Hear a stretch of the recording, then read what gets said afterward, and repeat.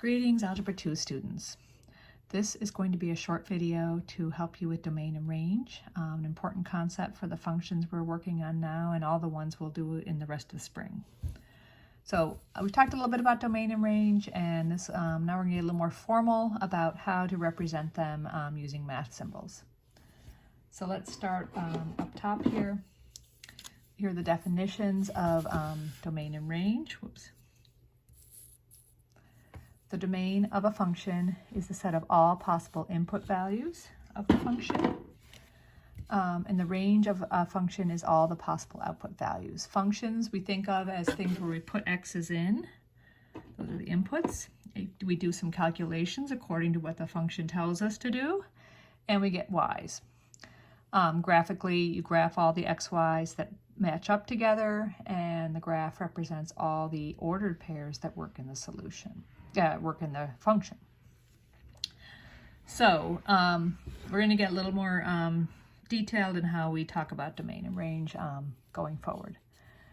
When we do graphs, the x and y axes represent real number lines. So the largest possible domain is always going to be all real numbers, and the largest possible range will be all real numbers. But there are certain graphs that not all the real numbers could be put into the function. An example is the square root function. You can't put negative numbers into the square root. So the x cannot be a negative number in the square root function, because when you put a negative number in, you get an imaginary number out, and y has to be a real because we're graphing in the xy plane where x and y are real numbers.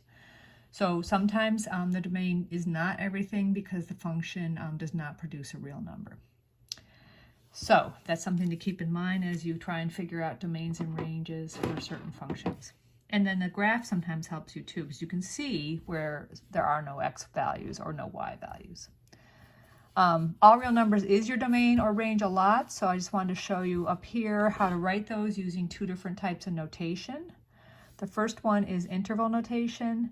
It describes an interval of a real number line that x could be in, or y if you're talking about range.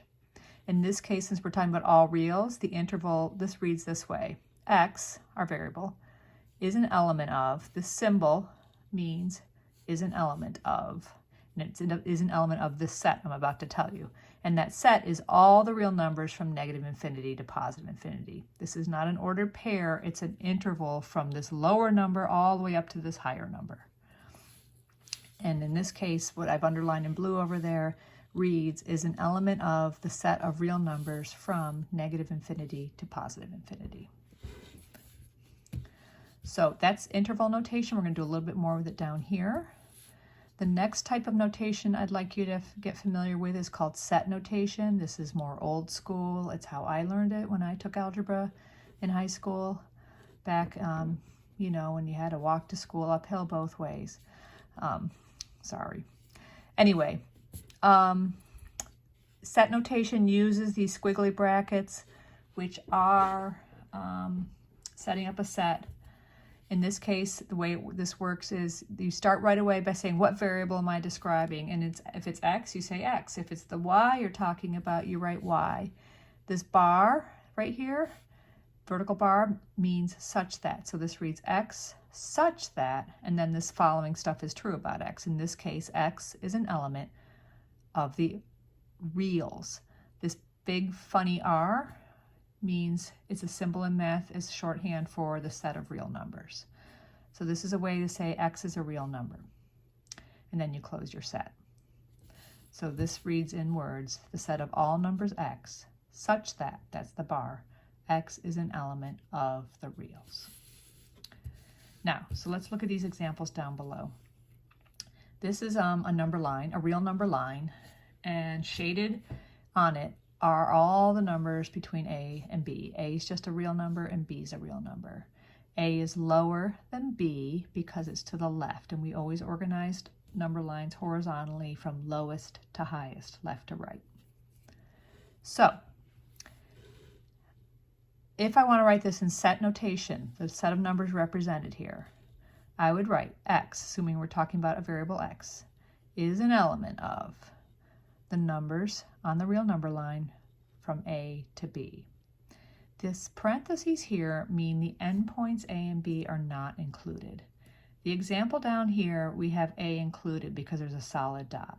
So we've done this differently, and I'll talk about it in a minute. But for this one, we have open dots for both endpoints, and we write A and B with parentheses. The parentheses in interval notation mean the endpoints are not included in the set, but everything to the right or left of them are, depending on whether you're talking about A or B. So this means everything between A and B are included, the interval from A to B, but we are not including A and B in this set. In set notation, this same set would be written this way: squiggly bar or squiggly bracket, X, the variable I'm talking about, such that, and then the things after the such that are the conditions put on X. X is a real. I could say X is an integer or X is a complex number, but we're not talking about that. X is any real between A and B. So we're saying we want it to be the reals. X is a real with this extra condition on it, that X is above A but below B at the same time. So A is less than X is less than B. That describes all the possible values between A and B. And notice I didn't write equal signs here because the endpoints are not part of the solution. Now, let's look at this example here. This has everything shaded above A, and then A has an open dot. In interval notation, this would be X is an element of the interval from A to infinity. There's no upper boundary, so it can get infinitely large. The reason there's this not a parentheses here is because there's a solid dot above A. When there's a solid dot and the endpoint is in the set that X can be, you put this bracket here, or brace. I've heard different words for it. And when you see that in interval notation, it means the endpoint A, whatever A is part of your set that X can be in. So big important difference here between how I wrote the A side of things. A here is an open dot, but here it's a closed dot. If A is included in the set, you use this bracket.